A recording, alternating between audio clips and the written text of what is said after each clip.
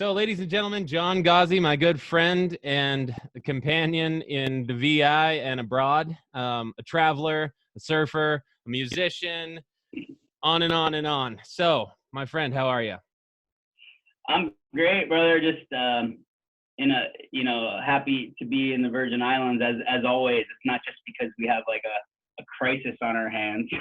Right, and you're not stuck somewhere else.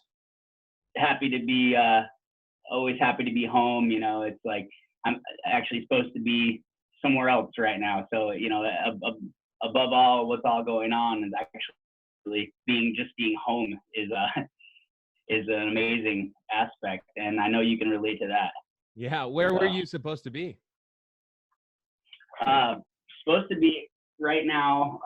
Would have finished up tour in Europe just like a day or two ago. Oh. And I would be in transit from Austria direct to El Salvador. So it would be crossing worlds right now from Whoa. Music world to back to surf world.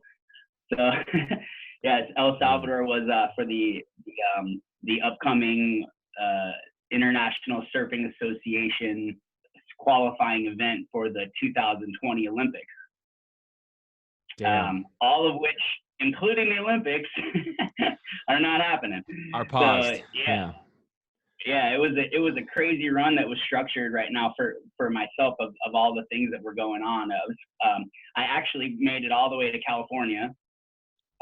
From here, from home in the Virgin Islands, I set out, got to LA to start tour.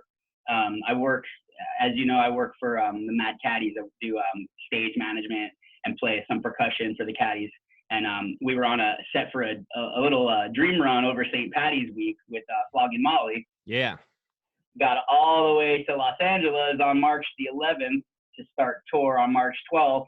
And first thing in the morning on the 12th is when it all hit the fan. That was the day that like the Cali governor said no more than I think at the time it was like 50 or something gathering, roughly.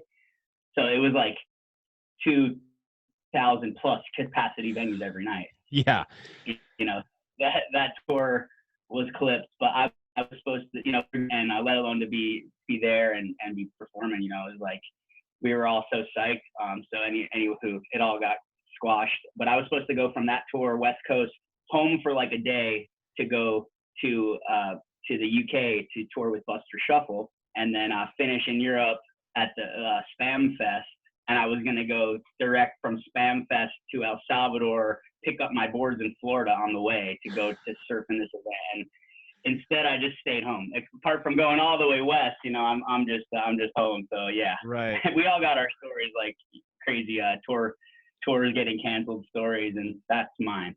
Yeah, man, that is nuts, dude. Well, it's a major bummer that you can't do your sport and your tours, but at least you're home and you're safe and you're healthy, so got to count our blessings, right? That's it. Put the priorities on the table, and that certainly is right on the top. Yeah, no doubt about it. And that goes, there's nobody that, all the amazing people we've met over the years, incredible talented artists that we've met over the years, that would ever rearrange that their health above and family above our great opportunities to go perform for the places that we do. Yep.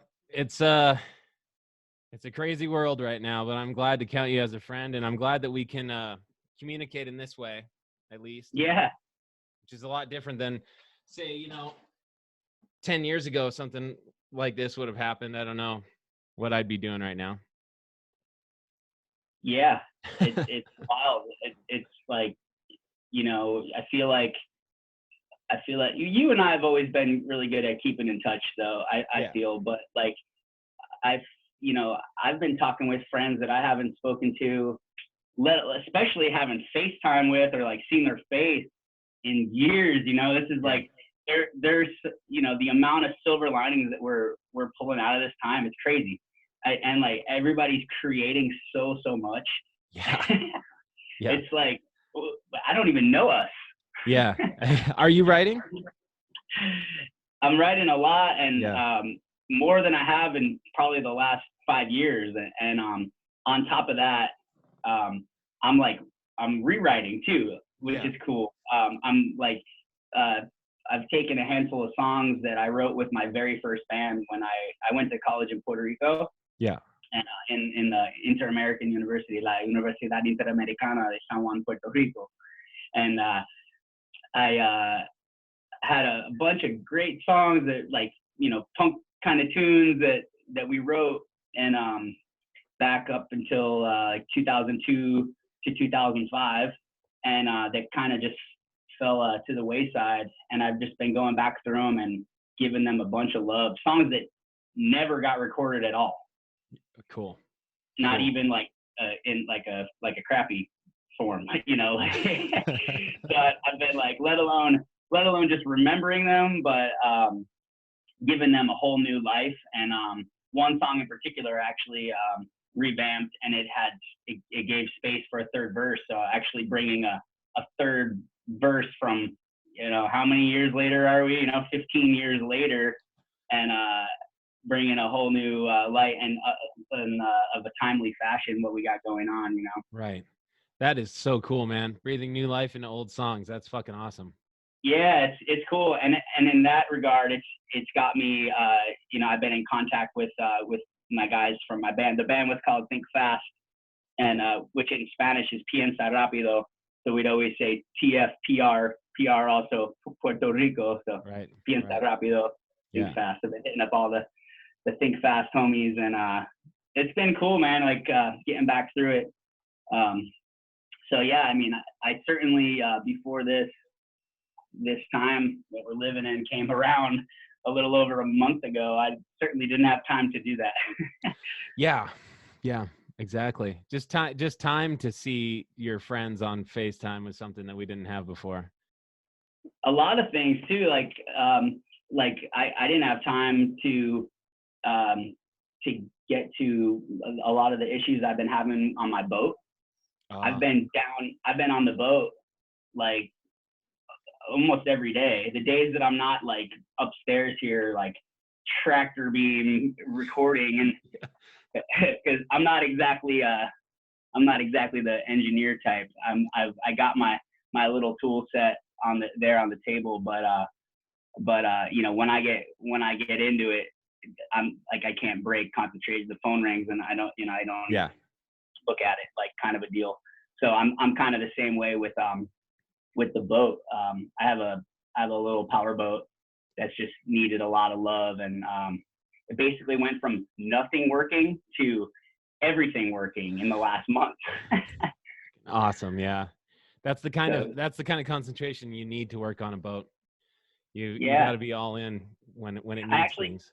I found my personal favorite tool in times of quarantine is the magic eraser. Just all day long. There you go, till she's shining brand new. Well, you got the time now, so you can do that, and it is magic. I'm waiting on an email back from their press contact. Actually, I'm looking for the full magic eraser and duct tape sponsorship. Right across the chest, yeah. They'll give you a new surfboard with that all over it, right? Yeah. So now with the boat working, it's actually opened a lot of adventures too, because you know, one of the reasons I have to say we're in one of the best places to be during this time, the Virgin Islands. We haven't been on lockdown, like, you know, like we're between the British Virgin Islands right here to our east, and Puerto Rico to our west. I'm telling you, like, you don't know. I know you know. A lot of people that see this might not be so familiar with where we're stationed. Right. This man, Jamin, if you guys don't know about Jamin at all the many facets of this man, this is a true water man. This is a water man, and he's this man a pirate. So I got gills right here, brother. But where we're positioned, it's 40 miles to Puerto Rico right here to our west, and it's you know, only 10 miles roughly, at the not even 10 miles to cross into the British Virgin Islands. Both of those places are like, can't leave your house a lot of the day. And it's been like that for the majority of the past month, So it's actually wild. Like As it's I wild. understand it, you don't have that many cases. No, we're actually, I just had pulled it up. I believe we had less than 60 total positive cases. Wow. In the whole time. Like 50, call it 58, I think was the number, and like about 50 recovered so far. And I think we have like 20 something pending, which changes every day, people going in to get tested and stuff. Right. But and we've had 4 deaths total in the territory of the Virgin Islands. But what I was saying about the boating life is that all the countries going east of us, we're Virgin Islands being at the very top of the Caribbean, all the countries down all the way to Trinidad for the most part are closed. So this is the time of year, as we're moving into getting towards the summer, we're getting into hurricane season. June 1st begins hurricane season. Yeah. So all the thousands of boats that are coming down from the States or we're already down island, like we're already down like Antigua, down to Barbados, St. Kitts, Nevis, Guadeloupe, Dominica, St. Lucia, Anguilla, St. Martin, St. Bart's, all of them. They're closed. So everybody had to get out of there. They don't want to be trapped there, quarantined on their boat. So they go, where's open? Oh, okay. British Virgin Islands? Nope. That's where they usually go. That's where a lot of the boats are usually at. And they can't be there. So they're all here. Jamin, you look at our harbor right now. Yeah. Look at Hull Bay right now. Like if I were to just take you right around the corner here, full of boats like you've never seen it before. Hull Bay even.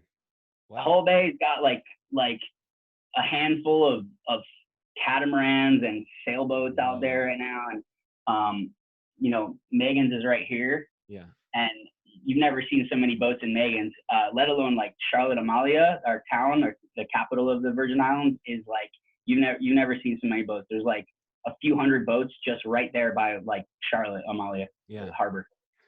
Damn, dude. Well, that's good, right? Because then you've got people spending money. In theory. But there's nowhere for them. Like, I mean, we have. They could do like some takeaway, and that's great, But like, it's not like it's like a booming season or anything right now. It's fun, and everybody's like, at least minding their COVID-19 manners and staying on their boats for the most part and not congregating and stuff. So driving around, it doesn't seem like there's a lot of people here, but as you go from harbor to harbor, you're like, whoa, where are all these boats from? And the answer is they're from everywhere because there's nowhere they can be. Wow. Do you think that was done intentionally by the government, local government there, to try to maybe bring people in a little bit, or just kind of happenstance? I'm sure there's some behind the scenes action going on that always is, right? Always is. And it'd be interesting to learn more. But I got to give it to our governor, Albert Bryan, because he's whenever you see him in the press conferences and stuff, which they're doing once a week at least, like he's super relaxed and collected, and he's like very upfront and outspoken. Like, we're not gonna just lock you guys down. Like we're gonna give you your liberties, but you gotta play by the rules, and everything's like he didn't want to close the beaches down, but everybody was going and jamming on the beach and getting together, and then he said, all right, like we got some neighbors are complaining and stuff, so we're gonna close the beaches. They closed the beaches for 2 weeks, and people weren't having it, because that's how where a lot of people go to exercise, walking Megan's in the morning or what have you. And then so 2 weeks went by. Okay, thank you guys for doing your part, and they had the National Guard out making sure nobody was going on and stuff, and they opened it back up. So it's like you give people some liberties, and you'd be surprised how they actually play by the rules. Yeah, for the most part, man. That's good to know that there's a government official that's handling it the right way and being very straightforward and calm and collected. That's not what we're seeing from the top necessarily. We don't need to get into that, but you know, it's good to know that there's some government officials doing it the right way. It just boils down to there's so much fewer people physically here in the territory that, you know, they're able to, and I hear, hopefully it's calmed down a bit, but last I heard there was like 1,000 cases every day in Florida, like new cases every day, you know. I imagine so. They open the beaches and whatnot, so I mean, we're blessed down here, and so we're just trying to again use that the silver lining of being able to take care of the things we haven't so much been able to take care of in the months leading up to this time, where we're all running around like some chickens running around the front yard with their head cut off. Yeah, man. So when you mentioned the boat, I was gonna ask you so you could tell the people at home, because the way that you tour when you're down there, everybody is people at home. I know everybody's at home. It's a good time to start a show like this. That's why it's so good to do it now, because all of my friends, musicians, are at home. So it's like all the people of the earth. The people of the earth. Yeah, when you play shows around there for all the people at home, when you're playing shows and you're going around, because I like to, I want to talk about dream about the tours to come, maybe, but like when you're playing shows and you're going from gig to gig, it's island hopping. So your tour bus, your tour van is your boat, right? That's right. The name of the boat is the Watagwan, like how we say Wata. What's going on? The Watagwan. Yeah. That's a great name. Yeah. I love that. It's a 26-foot powerboat. Recently, with a whole lot of love put back into her, just refurbished. Yeah, man, magic eraser.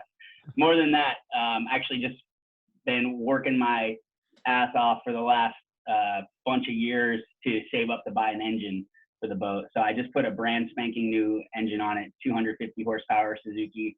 So now she's fully dependable when you have a show to get to. But it's the setup of the boat where the helm, the steering wheel is to the right, and it's got a cabin all forward, so I can fit everything, all my equipment in the cabin. Guitars, pianos, PA speakers, drums, subwoofers, like down to the entire rig. I'm fully self-sufficient and everything equipped, and I've played on 8 islands around here, cool. All the way as far as Virgin Gorda to the east, and many surrounding keys around. There's a little island. I want to see if you guys can see. Let's see. It's kind of hard to see, but we're out here on the point of Hull Bay, and there's a little island right off the north side of St. Thomas called Hans Lalik, and there's no dock, there's nothing, but friends of mine were getting married out there, and we pulled up and had to structure like a relay team of like from the boat to a dinghy to the tallest guy walking out into the water. Yeah, because it's kind of steep there, and the sand is really soft, and this is not a calm beach. This is not flat water. This particular day had 6-foot surf, beating around the corner, and all that wind blowing. It makes for like 2 to 5 foot shore pound waves breaking right on the sand. So a little nervous. You got to fly out to the dinghy and then just relay all the way down to the subwoofers. We're talking like QSC, like not cheap gear, handling over, and all the guitars and man to man to the beach and set up, laid down the tarp, laid down the rug, and then played the reception of the so it's not just the glamorous kind of style of docking up and loading into to the Escalade to get over to the venue. You know, it's but the majority of the beach bars that I play, and also the bands and friends that we welcome to the Virgin Islands, that they come down to perform at. What we usually do is pull up to in front of the beach bars. Most spots are right on the coast, and spin around the boat, drop the anchor off the front, off the bow, and then back the boat up to the sand. Right as you get to the sand, you bring the engine all the way up, and you put the boat in about a foot of water, and then you put another anchor off the back of the boat, off the stern, and you put that anchor in the sand. So the boat just stays right there all night. And then again, sometimes I'm alone and I do the shuffle on my own, or sometimes we get the relay going again, the assembly line, and offload the gear onto the stage, set up, have a good old time, and then do it again. And then it's always a nice commute back home in the dark under the stars. Yeah, beautiful, man. I've helped you with a couple of load-ins, and they're unique. They're not the usual thing, but yeah. There's been some pretty epic ones too, like just like the Hans Zollik one I was just telling you about, when the wind's blowing and you know it gets a little sporty. It gets exciting. Yeah, I'm sure that you're a little nervous about your gear for sure.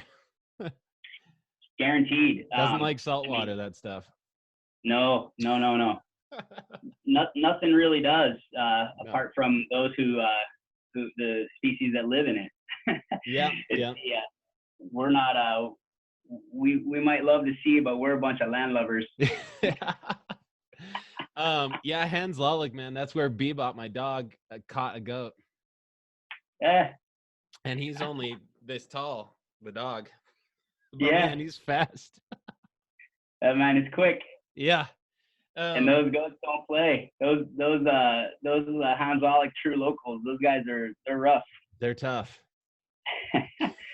But hey, it is something that I've never taken for granted. Anytime I get, I'm on the way to go play somewhere on the boat, I'm just like shaking my head. And even though it's the norm, it's been like 10 years that I've been getting to gigs like that.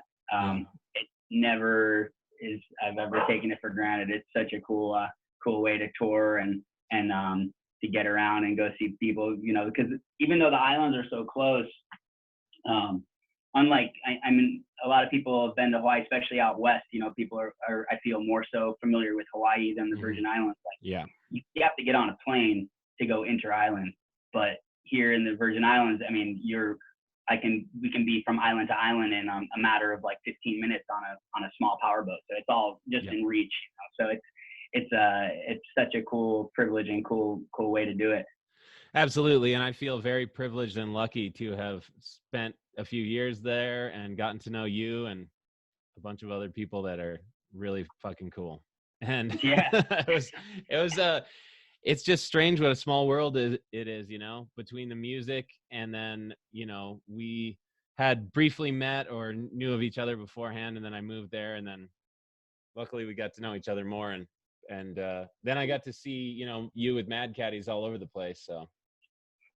Yeah, that's right. I actually had met Victoria, your wifey, beforehand. I was playing there at the little kiosk for the zip line. The lime and the coconut. Yeah, exactly. Yeah, it was like right on the cruise ship dock. Yeah. And she's like, you gotta meet my boyfriend. He's pretty cool. He's all right. Yeah, classic. Yeah, man. That was crazy because when I first came there, and I met, I came to her work there, and I sat down and I had my big bag and I was all sweaty and exhausted, and in between, like, I went from, I think, Germany to there, so I was really tired and everything, and I was sitting there having some beverages when your girlfriend's the bartender, it's pretty rad. And so I was sitting there, and then across the bar, there was this dude that just got off work of one of the boats, and he was hanging out, and then we got talking about music somehow, and it turns out that he used to live with Roscoe. I don't know, Roscoe from the cruise ship and stuff. So he yeah, because I bust out a CD to give the dude Dustin, and then it just so happens that he was like roommates with Roscoe, and I had one of his albums too, so I gave that to him, and then we became friends right away, and he took us out on one of his trips the next day on cruise ship excursions, and it's awesome. That was the best introduction, just like that's how you get your job. Almost. Yeah, it was one more trip, and then I stayed, and then I figured out boats a little bit. Yeah. Yeah. Yeah, man. So I was gonna ask you, like, because this thing I'm doing is primarily about travel, which nobody can do right now, but we're reminiscing. So what's one of the craziest moments on stage or like having to do with the show that you can remember? Because you've done a lot of touring. Craziest moments, man. I automatically makes me think of the times working for the Caddies over the years. Yeah. So I've been I first met them in 2007, and I was out working for the Supervillains, slinging merch, and just they all from the first day called me Young. To this day, they call me Young Buck. That's like my nickname, YB. Oh, and just working my ass off. We did that tour, Mad Caddies, Pepper, Supervillains all around the country. And from the end of that tour, Caddies put me straight to work. And basically it was a run of like, that was February 2007. It was 2010 when I really like got home, like for more than a week. Holy shit. Yeah, like they brought me on. So then it was like, if I wasn't out with the Villains, I was out with the Caddies. And if I wasn't out with the Caddies, I was out working for Dr. Dog, because the front of house engineer and tour manager, Sean Wisner, for the Mad Caddies, he had the same position with Dr. Dog. So he brought me over to do the same thing, so I anyway went from beginning out with merch as most of us do, into getting to know the Caddies a lot better, which was cool, by the way, because Caddies were always one of my favorite bands growing up from small. So let alone just to go out on tour with them, for them to bring me on, and then they went like, oh, hey, like this kid knows more than just about merch. Like he knows about, musician, the stage stuff, like instrumentation and all the good stuff, a little bit more of the technical side. So they brought me on right after our first tour with them to go across Canada selling merch. And we went good old Canada. Yep. I'm familiar with touring Canada, that's for sure. Yeah, we went from Victoria to Halifax with the Real Mackenzies and the St. Catharines. Hell yeah. And a Fat Records tour. And we had a Europe tour coming right after that, and with Dropkick Murphys across the UK, and then a full headline run with Will Ridge, who's a dear friend of the Caddies from Solvang area there by north of Santa Barbara. And so from then on, they hired me as their stage manager. And always had a little knack for the percussion, so it was kind of like a little behind the scenes kind of percussion deal, creeping, making sure I was doing all my duties. Yeah. So yeah, it would get plenty of crazy times with the Caddies. It was first that comes to mind with the question that you asked, because it was just relentless. So it was just life. Period was the crazy moments, because it was, I wouldn't get home for more than, like I said, more than like a week really, and then it was just straight back out. But I can recall in one instance in particular, the very first show that I was working as their stage manager, I had always, I had been out on the road with Pepper and seeing Tech Nine was their dude forever, Tony T, incredible guitar tech and just overall road dog, Yeah. you know, legendary Tech 9 that I would be watching over his shoulder, and he'd always be helping me out. But, you know, he was always busy.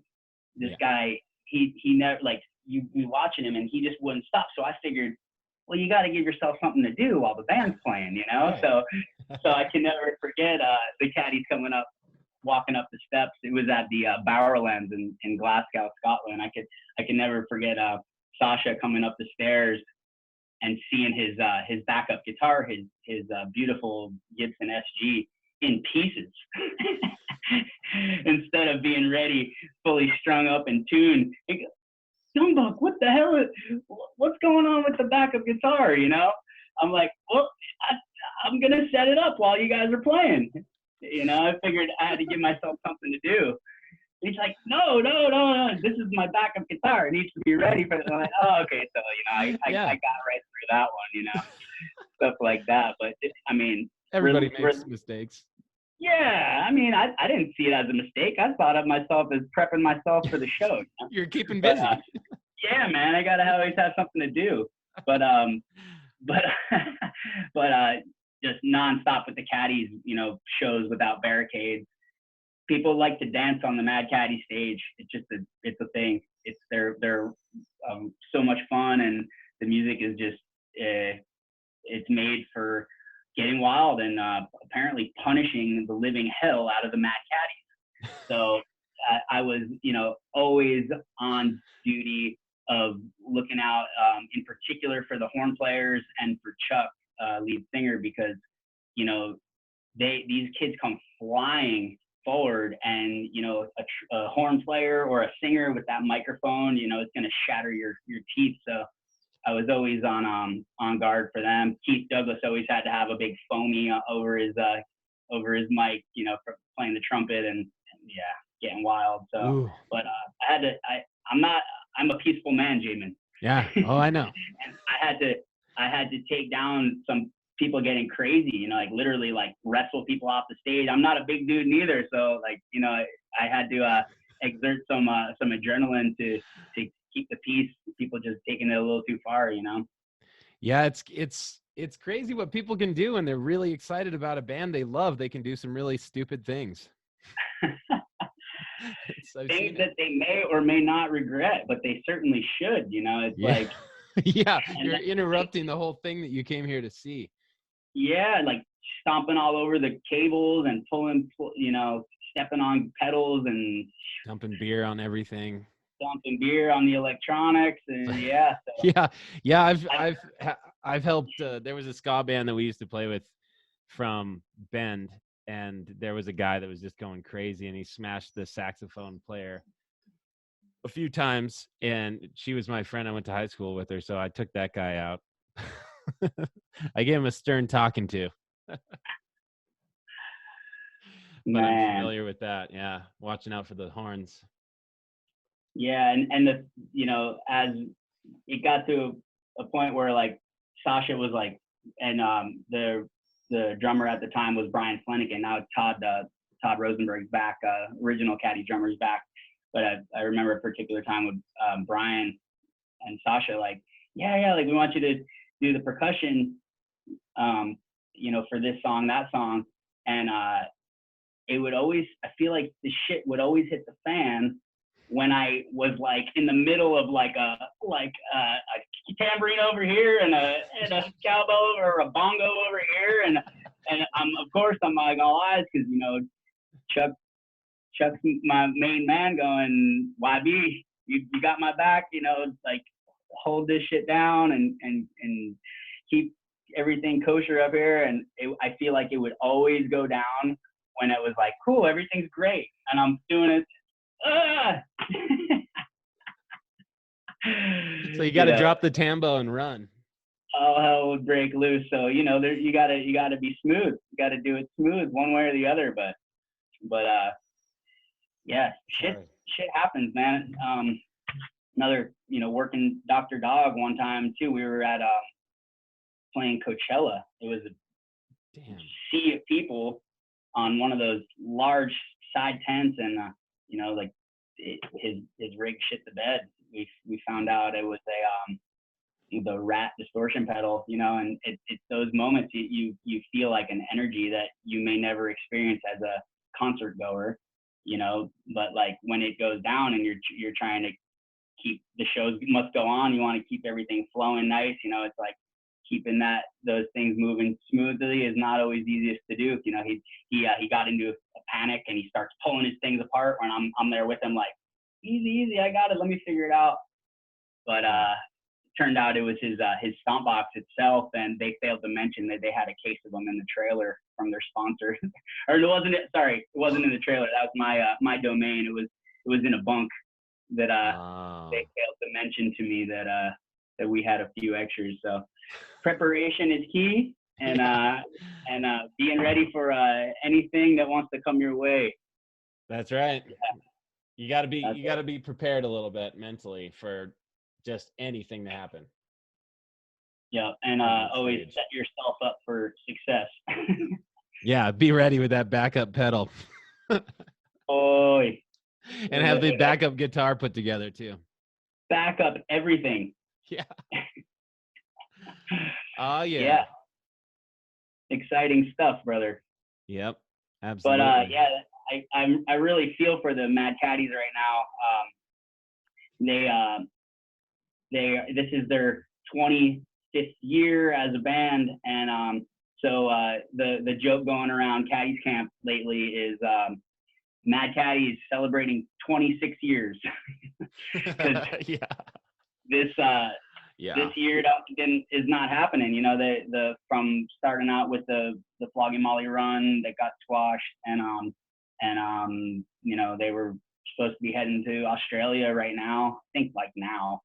And so so we're gonna have to slide a lot of the festivities back a little bit, but yeah, I'm feeling for them. But just as much as I'm so proud of them for all their hard work for all this so many years, it ain't easy, man. It ain't easy to do a fraction of the amount of time that these guys have done, and take it from me, they're all just like such good dudes, and their hearts are all in the right places, and they're a very special band, but more of a family, Yeah, for sure. Yeah, it's been a real honor to play with them and see them many more times at different festivals and whatnot, and kick it with you too. And that is a long time, and congratulations for 26 years. This year is definitely like, it's just like life is on pause in most ways. Yeah. So yeah, it's wild. I mean, look, Bad Religion in their 40th year, they just went ahead and said, let's slide everything entirely. They just said the year's over with and sliding everything to next year. So I mean, yeah, crazy times. Yeah, man, absolutely. Well, so I've been doing this thing on here where it's called I Call Bullshit. And basically I'm going to make 4 statements for you, and you just got to pick the one that you think is bullshit. So it's like trivia bits, right? Sweet. Okay. So I think. And I have to preface this by saying the one that is bullshit, I make up every time. And as far as I know, it is bullshit. But it might be something in the back of my brain. So as far as I know, and the research I've done, 3 are true, 1 is BS. So I'm just going to state them all, and you can mull it over and pick one. Okay. So number 1, there is a sinkhole in Kansas that swallowed a town. Number 2, tomato sauce was sold as medicine in the 1800s. Number 3, India has a Bill of Rights for cows. Number 4, it's illegal to carry ice cream in your back pocket in Kentucky. All right. I call bullshit with Mr. Jon Gazi, Young Buck. I'm going India cows. You think that's the bullshit one? I hope it's not, but yeah, it is. Nope, you're wrong. But thanks for playing. It's actually the sinkhole in Kansas. As far as I know, I made that Oh, up. Yeah, India man. does have a Bill of Rights for cows, you know? It's been getting wild. That's been getting wild. The sinkholes, though, around the world, I kind of could see that one as being a thing. It But could you did say happen. a whole town. Like, I should have been like, It how big is the town? It could happen. It could have happened somewhere, and I know that there are some really big sinkholes, and maybe. But as far as I know, that one particular in Kansas, whole town bullshit. Tomato sauce, medicine. India, Bill of Rights for cows. And for some, I like that you didn't even consider the Kentucky one because you're like, oh, that's probably real. It's never the fourth one. No. Yeah, people have been doing. It's pretty fun, so I'm gonna keep that one going. But yeah, Good man, I don't time. want to take up too much of your time, but it sure has been good chatting with you, brother. No sweat at all, dude. It's cool to like do something. Yeah. I had a Zoom meeting the other day for a pretty amazing reason. We are in the process of building the very first skate park in the Virgin Islands. Shit, yeah. In the name of the U.S. Virgin Islands Surfing Federation, and we have we've had a few meetings with one of which was with the Commissioner of Sports Park and Rec, Calvert White here, who appointed by the governor, who is behind us, along with Benny Demas, who is Akon's DJ, and he was originally Rock City's Our City DJ as they were coming up under the name To Equip, but we've been getting together and getting all these plans in motion. I said awesome. plans, not dreams. Yeah. It's coming together. It's incredible. We're gonna do this, and we're gonna do it in the name of our boy Austin Mather, who is just a rock star to say the least around the Virgin Islands. A very dear friend who lived here many years, who recently passed, that was on the forefront of the skateboarding here. There's only so many. There's only so many that you might anticipate, but there's actually a lot more of a skateboarding scene in the woodwork here, the Virgin Islands. We're working to bring that all out and bring our scene together and build our first park. But it was nice to actually have a meeting the other day and actually have plans for one. Yeah. Do you is there a location in mind? We have a few locations in mind. With our proposal is all coming together these days. Right now, I'm actually working closely with Lance McKnight, who's raised his family here, been here a long time, and the OG skater, and along with Alan Friedman, who's the owner of the 104.3 The Buzz. Alan he sees the vision, and he knows how to put a lot of it to paper, So he's putting the proposal together with the prioritized locations of out east as a possibility. Country there near the public swimming pool that's out there. That makes sense. Yeah. I don't know if it's public, but the swimming club out there out east. Also down in Subbase, there's a lot of land that's just been fully ravaged by the hurricanes, and that needs to be taken, refurbished, and what better than a skate park, and that it's nice and flat area. So and then out by the airport, also there by Lindbergh Bay, there's a couple parks there that need a lot of love. So we have a few sites in mind, more than that too, but the main requirement is that it's on the safari route. Yeah. Which is our public form of transportation here in St. Thomas, as you remember, we also how we call them the dollar bus. Yeah. So $1 or to go a short way, or $2 basically around the whole loop of the island. So all the kids from down in housing and from out east in country to town, where all the kids are going to be coming from, they're going to be able to get there at very least for $1, jump on the bus and they're there, Yeah. because you can't exactly skate from every place to every place in the Virgin Islands. It's very steep terrain here, and our pavement is subpar to say the least. So, you know, it's got to be accessible. Yeah, that is awesome. And yeah, it's really exciting. Something we've been talking about for a long time, but to see it actually coming together, a major catalyst of that was getting the control of the Virgin Islands Surfing Federation as a nonprofit organization. Right. So that's a lot of paperwork. Yeah, and that took that. I first went to the first surfing event in 2016. So it's been 4 years of working to, you know, just recently obtaining the 501c3 status and getting it all together. It hasn't been easy. Congratulations, man. I can imagine it was difficult. And if you send me the links to these things, I'll put all of this information, the links down in the comments below, sure. so that, you know, everybody can take a look at what you've been doing there. The sure. surfing, the music, the skating. Yeah, gotta drop the links also for the Lockdown Lime that I was gonna ask you.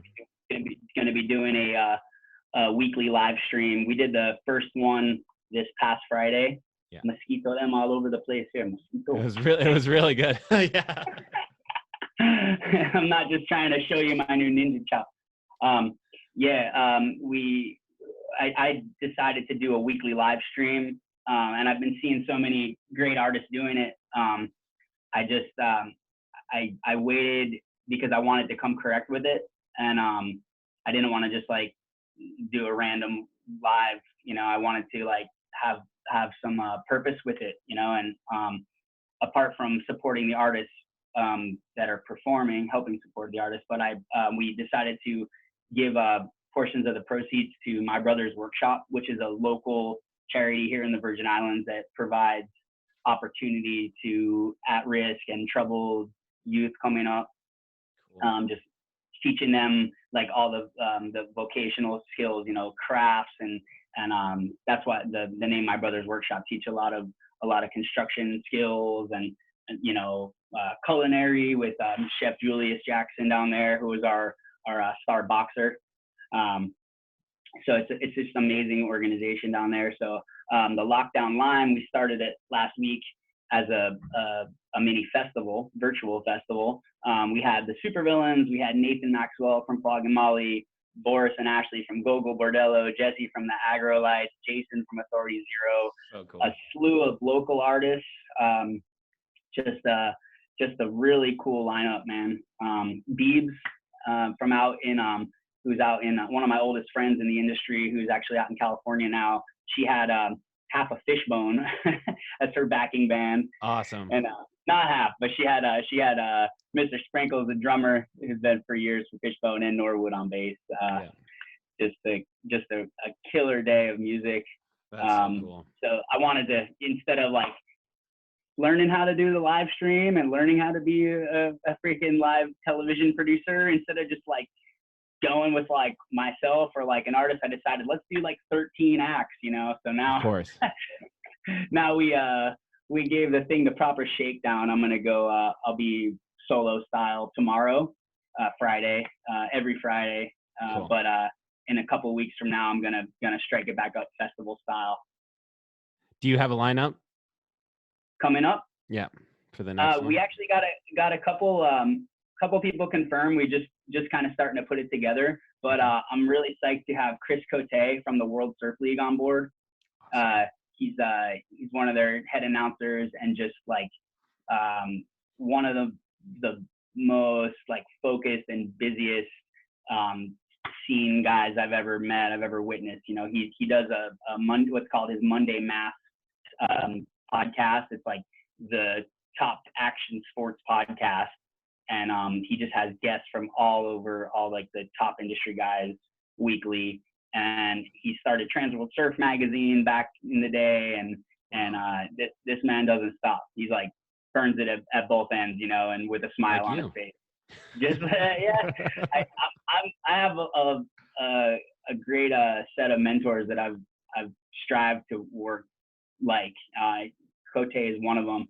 So is Nathan Maxwell and Jason DeVore, by the way. Those two dudes, like, wonderful people. I don't know how they do it. I have no idea how they do it. He's like, Jason goes and he's like on tour for like, 300 something days.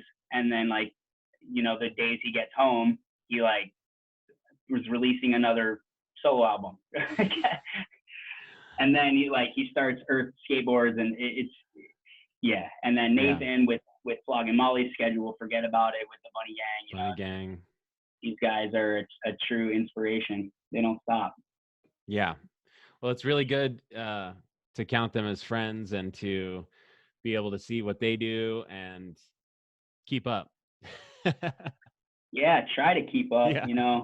Like Nathan taught me years ago, like his regimen of how he's staying healthy on the road and like keeping he swears by a pinch of salt, man. Drink it, it's like these little tricks in drinking a nice little pinch of salt on the daily and keeping your system to that alkaline kind of level of keeping your health in order, so it's hard on the road. I'm open for any kind of suggestions anybody's got, to keep it healthy. But my remedy that I'll share with you guys is the sun and the sea. Mm-hmm. Yeah, it gives you so much energy and vitality. Absolutely. It's true. And like just fresh air, just not staying cooped up, and just it doesn't matter where you're at, just getting out in the fresh air, and when you're not in a lockdown mode, but when you're able just to keep it going. Yeah. You don't use it, you lose it. So you gotta keep it moving. It's true. It's very true, man. I miss the sea so much, being in Colorado, and I'm thinking the next time that I try to free dive, I'm not going to be able to do quite as good as I used to. You don't if you don't use it, you lose it. So I think you'd be surprised though, like Mile High, you got to have some pretty damn strong lungs up there. Right. And I think you jump right back on it, being up there and I am a fish. Coming down to back down to sea level. I think you're gonna be smoking fools. Yeah. Yeah, it's all of these. I'm making dreams now. I'm making plans, because it's like you really value so many things that you can't do right now, and being in lockdown. And I'm like, man, I really want to get back down there at some point. Bring Victoria and see everybody, and go on your boat, see some shows, swim. Yeah, guaranteed. Yeah, guaranteed. It's as we always say, VI till I die. We ain't going no place. We ain't going nowhere, man. We staying right here. Very strong people. Yeah, absolutely. Yeah. After this is not exactly what we needed. This isn't what anybody needed, but we got so nailed by the hurricanes just 2.5 years ago that we were really just kind of pulling it back together. It's not like the news stops talking about it, but we're still in it. Just everything. Businesses coming back. A lot of businesses closed after the hurricanes of 2017, and so everybody just creeping back now, and it's like here we are again. Like we were just getting into our springtime season's crucial. It was like all the boats, as I was talking about earlier, coming around, and it just shut it all down. So resilient is the name of the Virgin Islands people. Absolutely, man. Absolutely. That's evident living there. But, and the news didn't talk about it enough, but at least you had some time to rebuild and get, kind of back at it before this happened. It didn't happen immediately after, which probably would have been even worse, I imagine. But oh, sure. Strong people. Sure. But, that being said, my heart is with the people of the British Virgin Islands, because they didn't get the support that the U.S. Virgin Islands got after the hurricanes. Like a lot of the Really? BVI, I've been saying like even since like a lot of parts of Tortola and Virgin Gorda and the these spots that we're always visiting in the British Virgin Islands, you go over there, it looks like the hurricane like the last few months ago or something, you know, like there's still boats all over the coastline, like out at the last resort Beliniki over there. But you know, they just didn't get it, and they really didn't need this. No, again, neither did anybody, but like they're like on lockdown because things have been tough, so really tough to begin with. And actually, before the hurricanes, there was mass flooding in Tortola and all around. So like they were already down before the Hurricane Irma came through, and they got Irma worse than anybody, as bad or damn. So yeah, I'm definitely you know, cheering on the people that are working their asses off in the British Virgin Islands, more so, and Puerto Rico, the same. You know, Puerto Rico, like I said, we're right in between these two beautiful places, but you know, even though they're so close, we're cultures apart, and so yeah, man, it's wild. Every little rock in the Caribbean is maybe similar in so many ways, but completely different in a lot of the major ways. So yeah, we just got to be all there for each other. Absolutely. And do you know of an organization that we can highlight for the BVI or Puerto Rico that we can kind of put in the comments as well? People can donate to, or start that conversation a little bit as well, because I know that, or you know somebody. Yeah, well, just basically the various community foundations, just like we have our community foundation of the Virgin Islands. I think that's a good one to drop in the links, because you know, going to them as a direct resource, they're kind of dispersing a lot of ideas and apart from funds, like of how we can be assertive and useful and try to help out people that need it over there. Yeah. It's wild. It was crazy because as you I'm sure you recall, like Irma came first, right? This is dating back to the hurricanes before Hurricane COVID. Yeah. We got Hurricane Irma on September the 7th. This was a little over 2 years ago, and then a week and a half later, Maria came. So Virgin Islands got nailed by Irma, and all the people from Puerto Rico were helping out the Virgin Islanders. Yep. So all their resources came to us. And then a week and a half later, they got nailed by Hurricane Maria. So then they didn't have supplies because they helped us all out so much too. So it's like, you know, yeah, crazy days that we're still catching ourselves from. And now with this going on, but you know, it's here we are and living another day in paradise. Yeah, that's true. And you got your boat.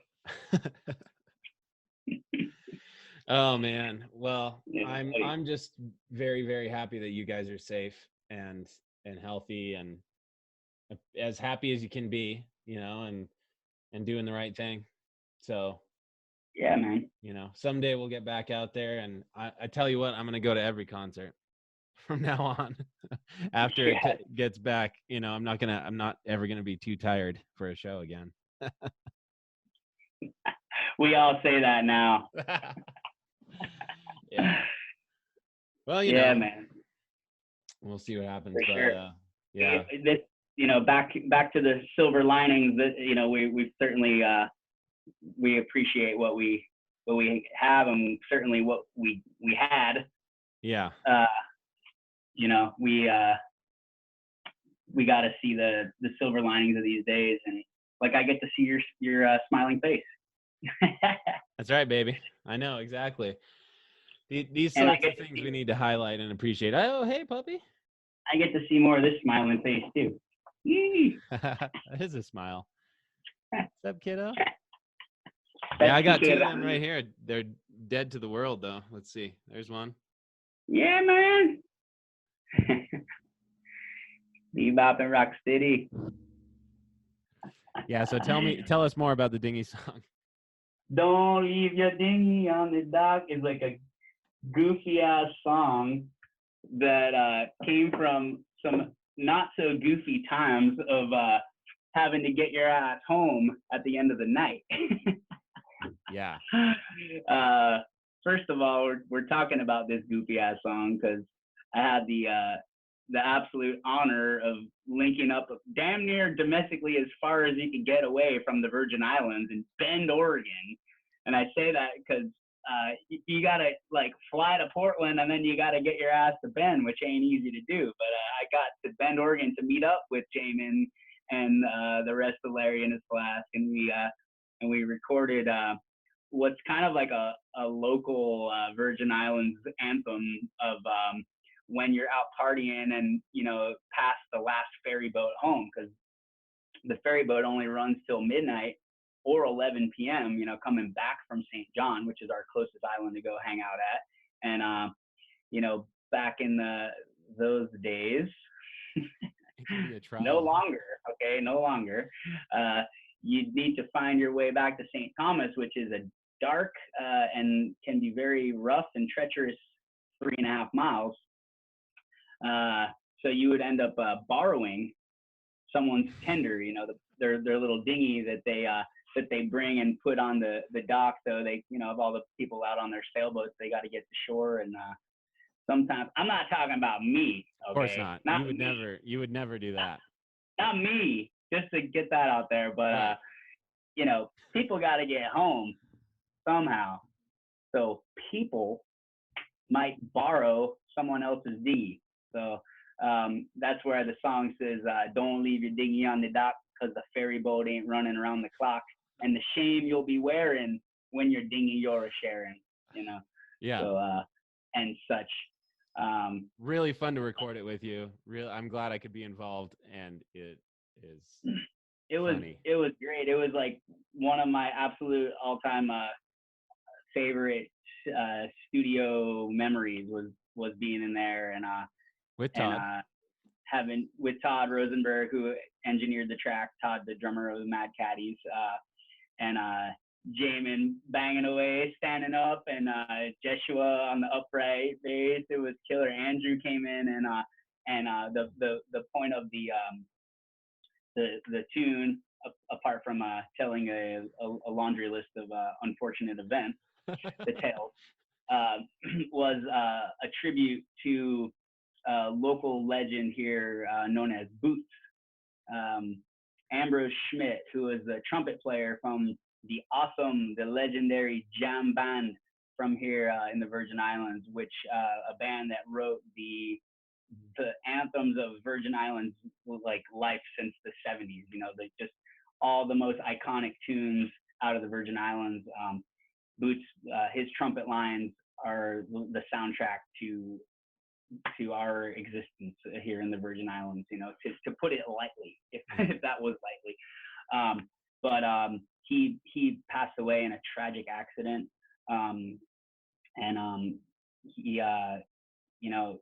He came out on stage with us multiple times, like in between the years of 2010 and 2016, 15. And the thing about the Virgin Islands, a lot of people don't know till they get here. They don't find out until they get here, is that white people are the minority here. It's not a unspoken. It's not a secret. It is what it is. And there's not like it's not like a hatred or anything, but it's kind of like you have to prove yourself that you are your heart's in the right place. There's a lot of dark history here in the Caribbean. Yeah. And so it's kind of like tough love. And Boots from square one, he got wind of what me and my dear friend Tony were doing with music. And I mean, he reached out and he said, like, where you go, I go, and you let me know. And I want to work with you, This man Boots was like 60. You know, he got like triple the life lived that I lived, and he's saying that to me, you know, and I always found that as such an honor, you know, and so he would show up and we would play the dingy song, and he'd, you know, don't leave a dingy on it,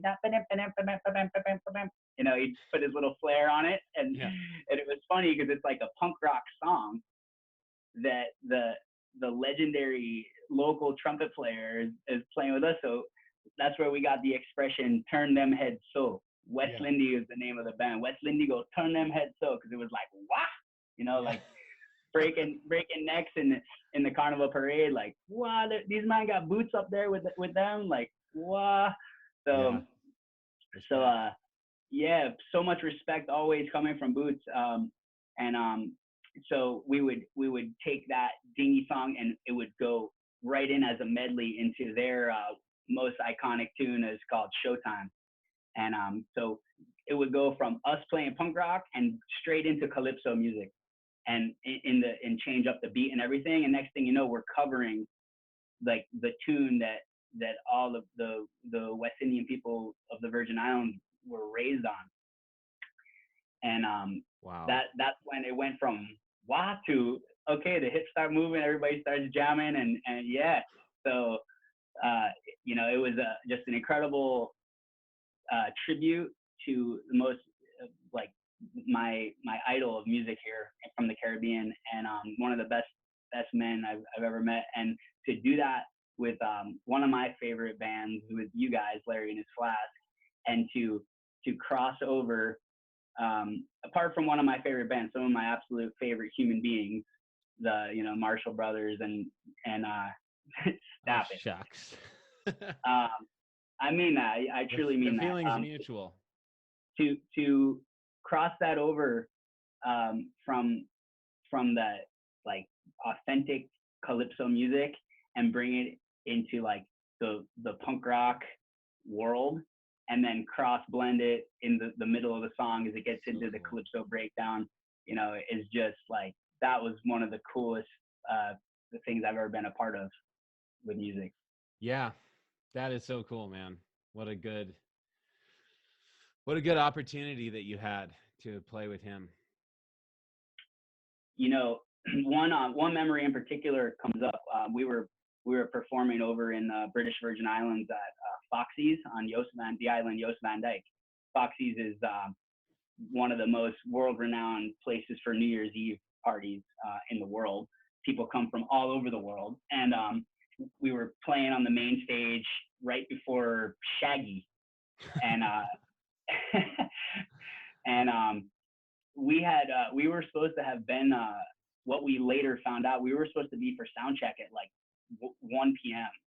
and we're hanging out at the other bay, at White Bay, and you know, though everybody's on New Year's Eve just raging all day. It's like 5 p.m. sun's going down. I'm like, all right, cool, we should probably they're probably about ready for us. The problem is there's no cell signal over there, so like there's no communication between like stage crew and bands like we're used to. So we're like, having a good old time, drinking painkillers all day, and yeah, let's mosey on over to Foxy's. Well, we get there, and the band that was supposed to be playing before us on the bill, there's a local band from over in Tortola. They were all set up, I mean, fully up on the stage, and we're like, okay, well, we're ready for sound check. They're like, you're no call, no show. Like, you're not playing. Well, shit broke loose, and I raised Live in Hell and said, yeah, we are playing.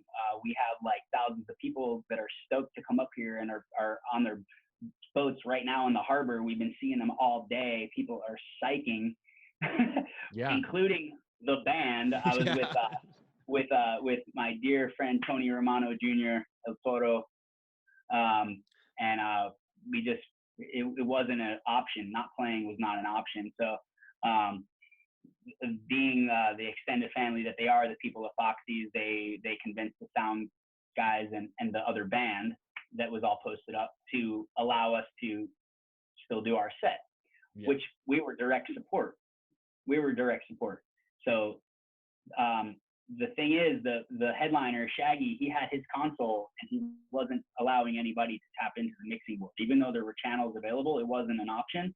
So that made it so we had to go through the other support band's console. Now they had their console set up on the stage, which is a little unconventional for you guys out there that know about mixing consoles or front of house consoles. Yeah. This was in the middle of the stage, right in front of the drummer. Oh, what?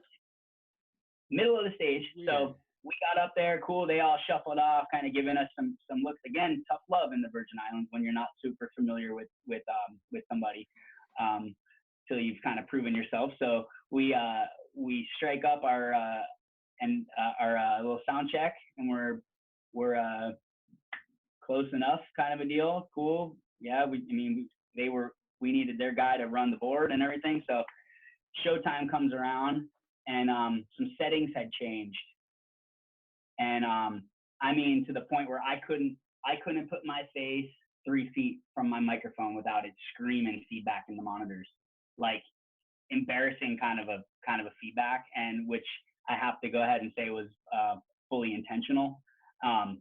So we were able to get somebody up there to help us out a little bit. It was still below my standards, but Boots was up there with his Urban Chinnery, the trombone player from Jam Band, and they stood tall with us, and they played those horn parts and played that dingy song, and then we got into showtime like you wouldn't believe. I believe I levitated, and it was just like classic moment. So I'm telling you about all this because Boots would always stand right there tall with us, and that day I feel a lot of people gave us a little newfound respect and said, well, the white boys could play calypso, and